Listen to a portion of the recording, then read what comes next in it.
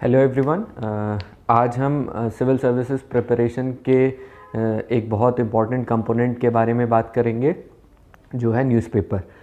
Newspaper civil services preparation में एक बहुत ही इम्पॉर्टेंट रोल प्ले करता है और इससे रिलेटेड काफ़ी सारे डाउट्स स्टूडेंट्स के दिमाग में रहते हैं।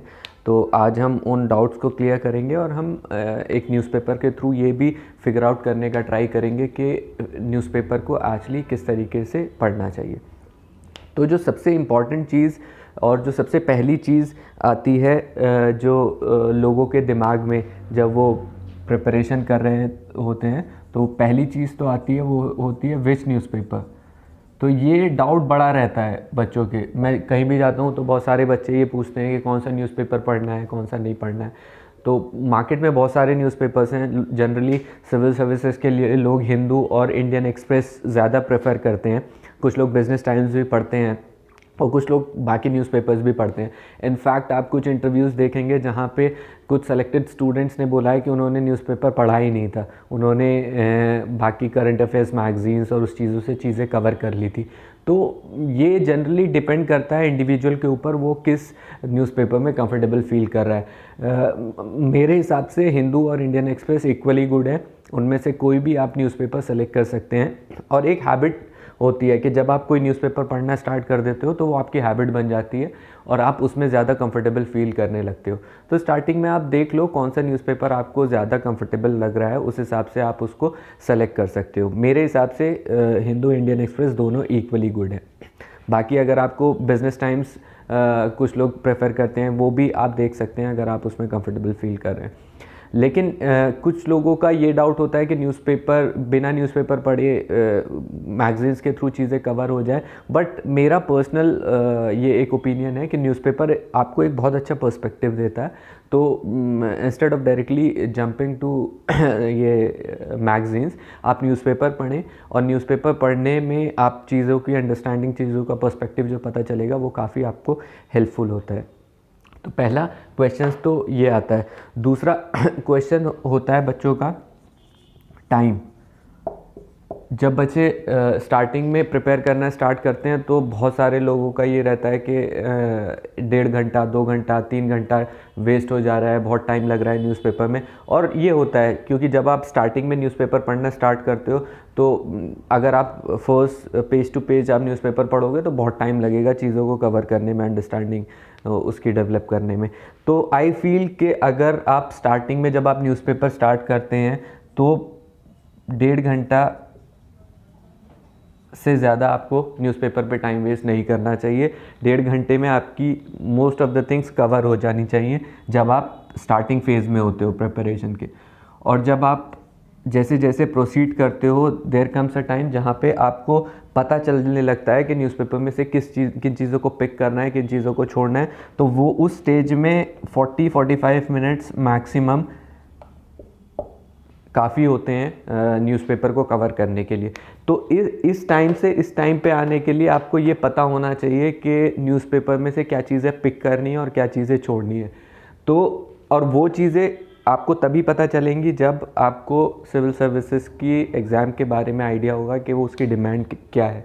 तो स्टार्टिंग में आप इतना टाइम अगर आपको लग रहा है तो वेल एंड गुड, उतने में आप यूज़ वो कर सकते हैं। लेकिन इससे ज़्यादा अगर लग रहा है तो आपको कट डाउन करना पड़ेगा, क्योंकि इससे ज़्यादा टाइम आपकी बाकी प्रिपरेशन को अफेक्ट करेगा।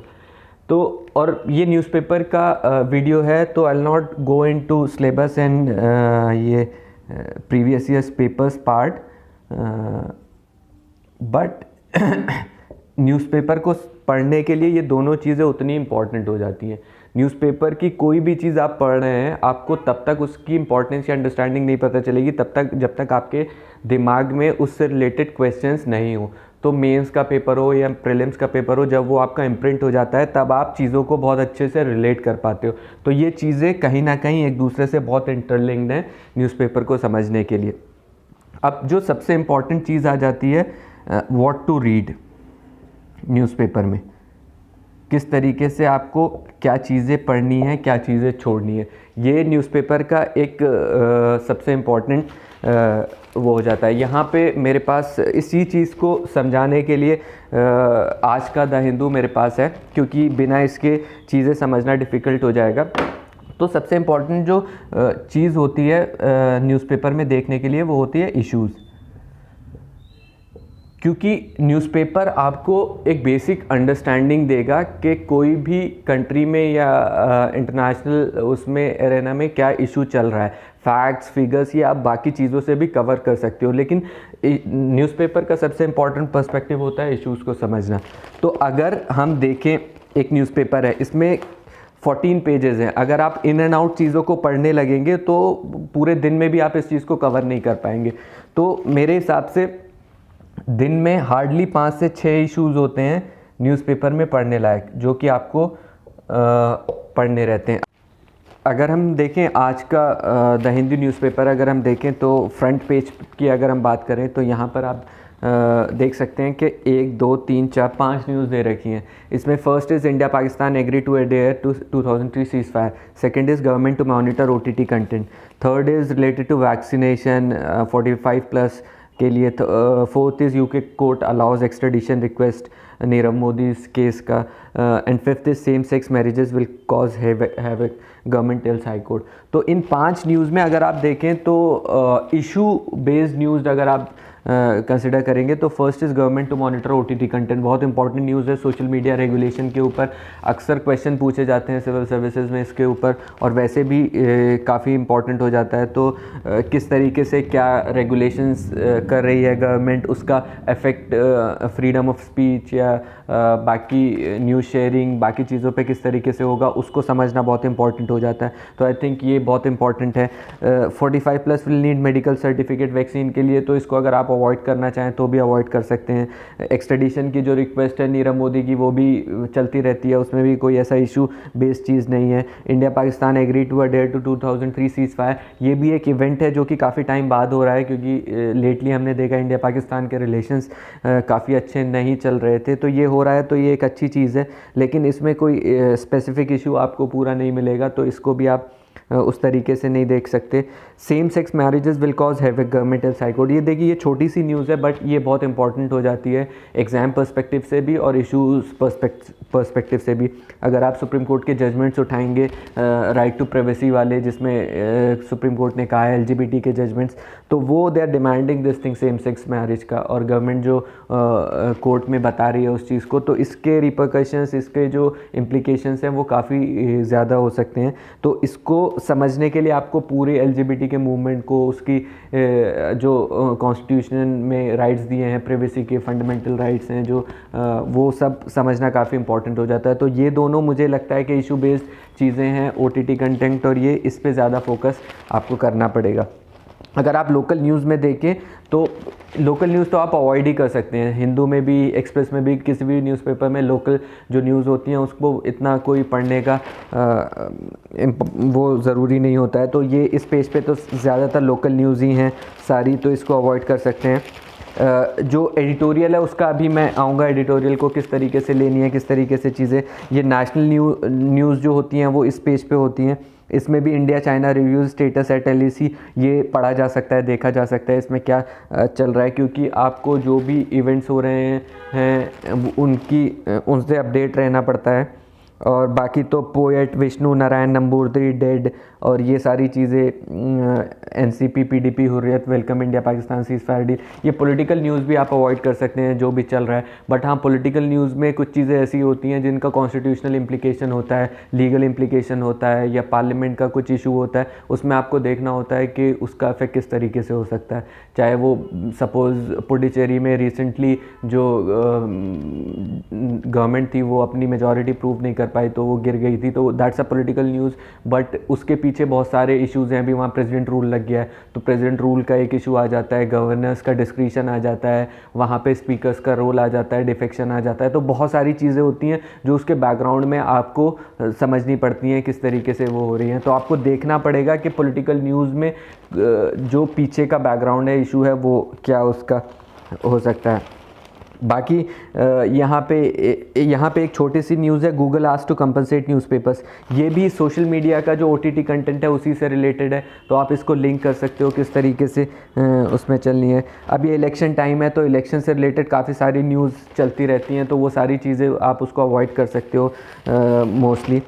यहाँ पे जो बिज़नेस वाला पेज होता है, इसमें कभी कभी काफ़ी अच्छी चीज़ें आ जाती हैं, और पेपर 3 में खासकर इसमें से चीज़ें पूछी जा सकती हैं। जैसे मैंने बैड बैंक को सर्किल किया हुआ है, तो बैड बैंक पे अगर प्रीवियस ईयर्स पेपर्स देखेंगे उसमें भी क्वेश्चंस पूछे गए हैं, और ये इशू बेस्ड है कि NPS जो हमारे बढ़ रहे हैं, बैंक्स लेंडिंग नहीं कर पा रहे हैं, तो उसको किस तरीके से एक नया बैड बैंक क्रिएट करके हम रिवाइव किया जा सकता है जो एग्जिस्टिंग बैंक्स हैं। तो ये चीज़ें इंपॉर्टेंट हो जाती हैं आपको पढ़ने के लिए।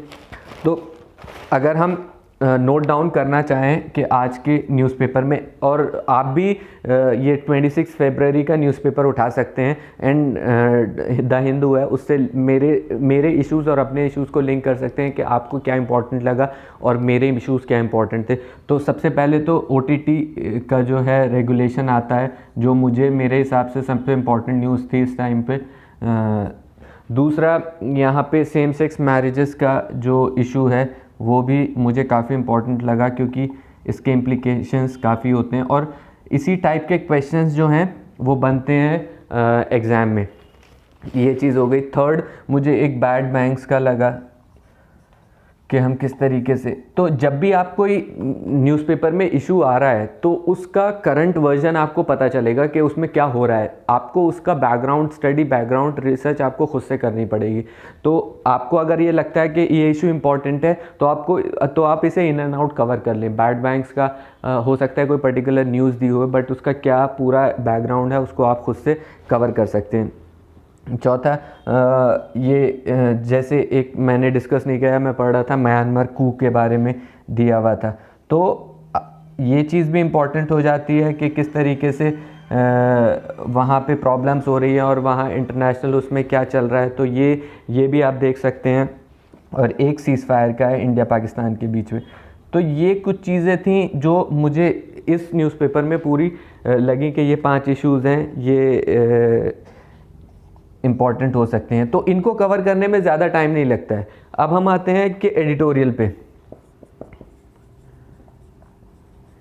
ये सबसे इम्पॉर्टेंट पार्ट होता है न्यूज़पेपर का, लेकिन कभी कभी क्या होता है कि एडिटोरियल में भी बहुत सारी ऐसी चीज़ें होती हैं जो आप अवॉइड कर सकते हैं।